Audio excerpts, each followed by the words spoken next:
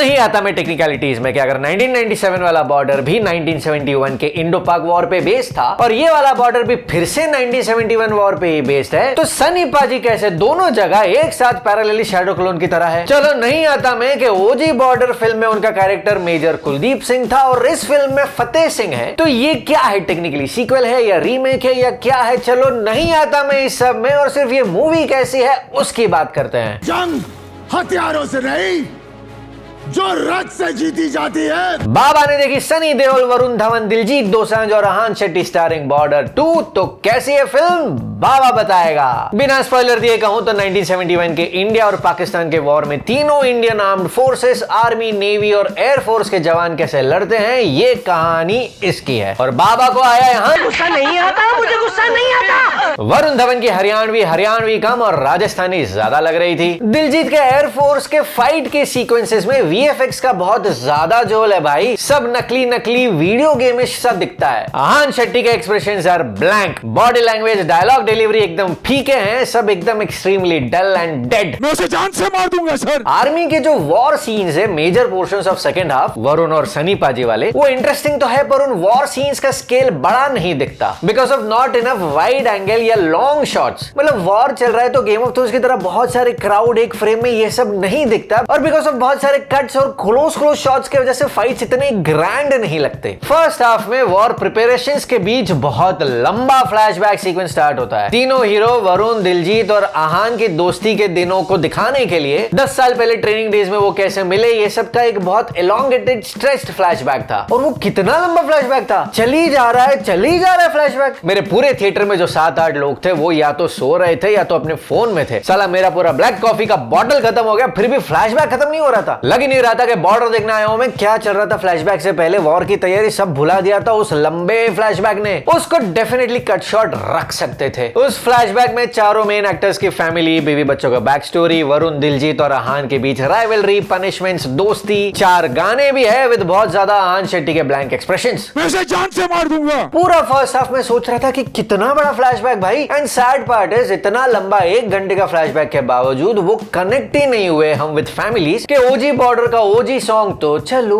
गाना आता भी है तो वो कनेक्ट नहीं हुए जो ओजी बॉर्डर के वक्त कनेक्ट हुए थे और दिल को छुआ था वो गाना, वैसा इस गाने के वक्त इस फिल्म में नहीं हुआ। तीनों की दोस्ती में वरुण और दिलजीत एक बॉक्सिंग रिंग में बॉक्सिंग करते हैं आपस में। उसमें दिलजीत का फाइटिंग स्टांस और रेसलिंग या boxing movements doesn't look like forces में का कोई आदमी है। एकदम अमेच्योर पंचेस थे दिलजीत के। थोड़ा ट्रेनिंग में भी दिलजीत सर नहीं, उस ट्रेनिंग के दौरान ही यूनिफॉर्म में आहान शेट्टी का नेम टैग ब्लर कर दिया भाई एडिट में। क्यों? शूट के दौरान जब नेम टैग पहना था तब रिसर्च नहीं किया कि क्या नाम रख सकते हैं प्राइमरी कैरेक्टर्स का और क्या नहीं।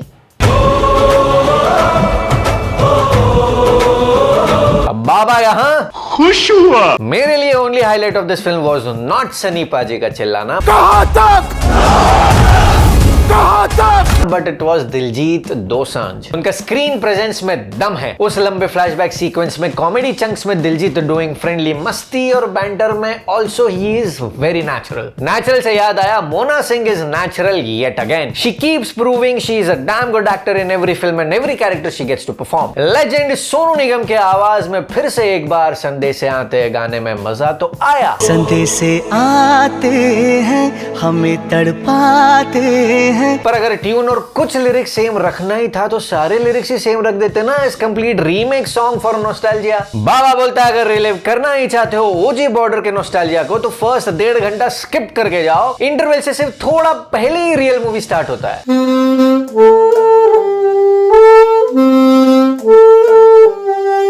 मिलते हैं अगले वीडियो में, तब तक के लिए बाकी के वीडियो चेकआउट कीजिए। खुश रहिए, मुस्कुराते रहिए और देखते रहिए सिनेफाइल बाबा।